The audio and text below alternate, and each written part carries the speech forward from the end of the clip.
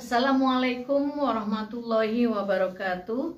Teman-teman sekalian, saya Khadijah Makarim. Topik kita kali ini adalah tentang manajemen stres ya. Jadi dalam hal ini saya ingin membantu teman-teman untuk memanage stres.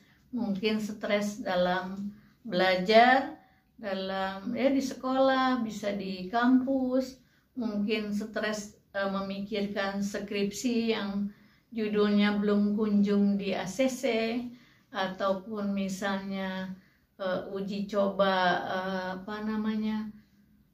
perangkat tes yang belum juga valid dan sebagainya dan sebagainya. Jadi banyak sekali sumber-sumber stres. Jadi masalah-masalah ini biasanya berawal dari ketidakmampuan kita menyesuaikan diri, baik autoplastis maupun aloplastik. Nah, ciri-ciri stres itu apa gitu. Nah, kalau kita melihat diri kita ada pada wilayah stres itu biasanya adalah mudah marah, mudah tersinggung, cemas, rasa kurang percaya diri, kemudian perasaan itu moody ya, turun naik, kadang gembira, kadang sedih, itu cepat sekali berubahnya. Kemudian kalau tanda-tanda psikologis tadi ya, kalau tanda-tanda fisiologis misalnya sakit kepala, sering sakit perut, mudah mudah sakit, kemudian terganggunya selera makan gitu ya. Jadi bisa jadi makan itu menjadi berlebihan, atau bisa jadi makannya tidak berselera. Nah, itu adalah tanda-tanda dari bahwa kita sesungguhnya sedang mengalami stres. Baik teman-teman sekalian, kalau dalam topik ini adalah manajemen stres, bagaimana kita memanage stres itu ya? Jadi manajemen stres itu adalah kemampuan kita menggunakan sumber daya manusia, tentunya bukan sumber daya alam ya, sumber daya manusia dalam rangka kita mengatasi atau menghindari dari terjadinya stres pada diri kita. Ya, paling tidak meminimalisir lah. Rasanya tidak ada orang yang dalam kehidupannya tanpa mengalami stres. Mungkin kalau teman-teman lihat pada orang-orang kota ya, kalau orang-orang di pedesaan, misalnya di pegunungan, di pantai yang hidupnya monoton, kemudian homogen ya, di dalam lingkungan sekitarnya tidak ada gejolak perubahan yang drastis, rutinitasnya begitu setiap hari, rasanya insya Allah mereka tidak tidak terganggu dengan masalah-masalah stres tadi. Nah, bagaimana kita disebutkan memanage itu adalah kemampuan kita mengidentifikasi masalah yang terkait ya, misalnya usaha untuk mencegah stres, kemudian bagaimana kita mengimbangi berada di ambang stres, kemudian yang terpenting adalah bagaimana cara kita menemukan solusi untuk mengatasi stres. Itulah yang dimaksud dengan manajemen stres. Nah, baik teman-teman sekalian, sebetulnya apa sih yang dimaksud dengan stres itu? Ya, kita sering bicara stres, tapi sebetulnya apa gitu? Stres adalah gangguan mental akibat adanya tekanan. Nah, ini muncul apabila ya individu gagal memenuhi kebutuhan atau keinginannya gitu. Jadi ini yang dimaksud dengan stres. Kemudian kalau kita lihat reaksi tubuhnya, stres itu adalah reaksi tubuh yang muncul dari seseorang akibat adanya tekanan. Ya, akan memicu respon tubuh, baik tubuh itu artinya fisik dan psikis yang menjadi satu kesatuan. Tekanan dari siapa? Bisa jadi kalau pelajar mungkin tekanan dari guru atau dari teman sebaya. Kalau mahasiswa mungkin tekanan dari banyaknya tugas yang harus dilaksanakan, ataupun standar mutu dari dosen yang ada yang tinggi, ada yang sedang gitu. Kamu tidak mampu menyesuaikannya, ataupun tekanan dari lingkungan-lingkungan lain lah ya. Kalau pekerjaan misalnya dari bosnya, dari teman sesama karyawan dan sebagainya ya. Target yang tidak tercapai, misalnya laporan yang harus segera masuk tapi belum tercapai. Nah, baik penyebab stres itu teman-teman sekalian, ada dua, internal dan eksternal. Yang internal adalah dari dalam diri kita sendiri, ya. Jadi bagaimana kemampuan kita memanage stres itu. Kemudian kalau eksternal ya pengaruh lingkungan.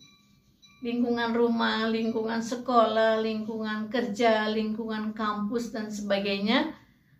Dengan orang-orang yang ada di sekitar kita, itu adalah faktor eksternal.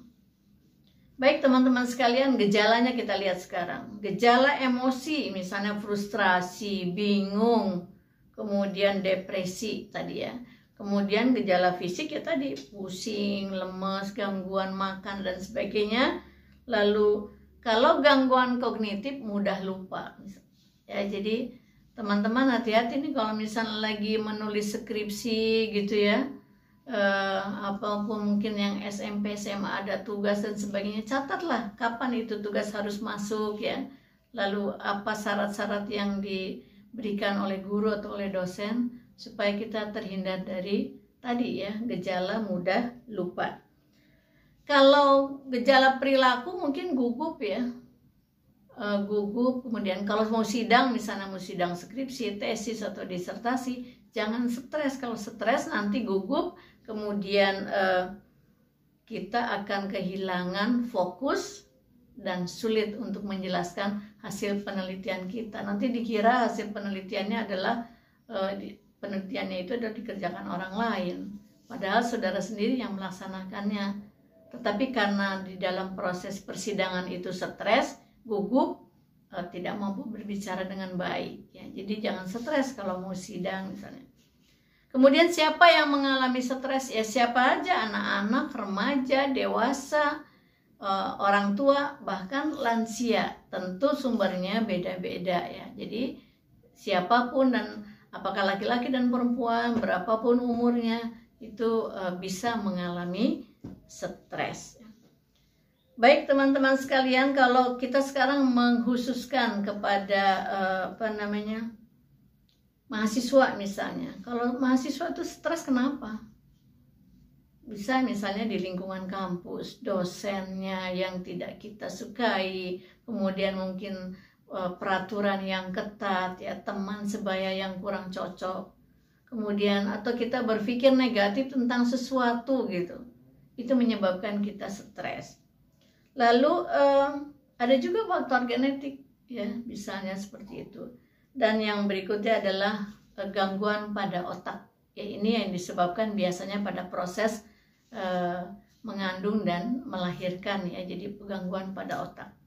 Kemudian yang berikut yang kelima adalah bisa juga dengan adanya media sosial itu ada tekanan sosial, misalnya ingin populer gitu. Ada tekanan kelompok, itu juga menyebabkan stres. Kemudian tentu saja masalah-masalah hubungan asmara laki-laki dan perempuan misalnya ya, kalau bagi teman-teman yang sudah balik misalnya ya, remaja, dewasa, muda dan seterusnya. Kemudian dengan rasa percaya diri yang rendah ya. Jadi bagaimana saudara atau teman-teman, siswa, pelajar ya, mahasiswa yang menilai negatif kepada dirinya, itu juga menjadi sumber stres. Baik, sebagai kesimpulan, apa tujuan memanage itu? Supaya kita dapat meningkatkan kualitas hidup ya, jangan kita terbebani atau dilingkupi oleh stres ya. Jadi baik fisik maupun psikis kita usahakan untuk terhindar dari stres. Nah, kalau kita dapat menghindari stres atau meminimalisir stres, maka kita akan memiliki mental yang sehat ya. Jadi mental yang sehat itu adalah mampu menyesuaikan diri. Cirinya adalah menyesuaikan diri apa yang kita miliki, kemampuan kita, juga menyesuaikan diri dengan keadaan eksternal di luar diri kita. Sebagai kesimpulan teman-teman sekalian, bagaimana kita bisa melaksanakan tahapan yang menuju mental yang sehat? Saya kasih contoh identifikasinya ya, bagaimana solusi menyelesaikan stres tadi ataupun memanage stres tadi ya. Yang pertama, kita mengidentifikasi masalah dulu, lalu kita mendiagnosa, dan yang ketiga kita membuat ramalan perkiraan. Kira-kira mau diselesaikan seperti apa nih? Ambil yang paling memungkinkan. Jadi kalau ada masalah kita cari kira-kira ini masalah akan diselesaikan seperti apa. Tulis kemungkinan-kemungkinannya. Itu namanya prognosis ya, di dalam masalah kesehatan mental disebutnya prognosis. Kemudian setelah itu kita ambil keputusan. Mana nih yang mau diselesaikan dengan cara yang ini. Lalu kita evaluasi, kalau belum selesai kita rubah caranya. Tapi kalau sudah selesai alhamdulillah. Nah itu ya, baik teman-teman sekalian. Di samping itu semua jangan lupa kita berdoa dan bersabar ya menghadapi segala yang menimbulkan stres pada diri kita. Mudah-mudahan para pelajar, mahasiswa, mudah-mudahan bisa mengatasi stres masing-masing sehingga studinya lancar ya. Terima kasih, mohon maaf bila ada kekurangan, jangan lupa share. Dan teman-teman yang sedang menulis skripsi, tesis, dan disertasi, biasakan untuk menghindarkan diri dari sumber-sumber stres. Jangan menunda pekerjaan, konsultasi secara rutin, mudah-mudahan ini bisa menghindari stres. Assalamualaikum warahmatullahi wabarakatuh.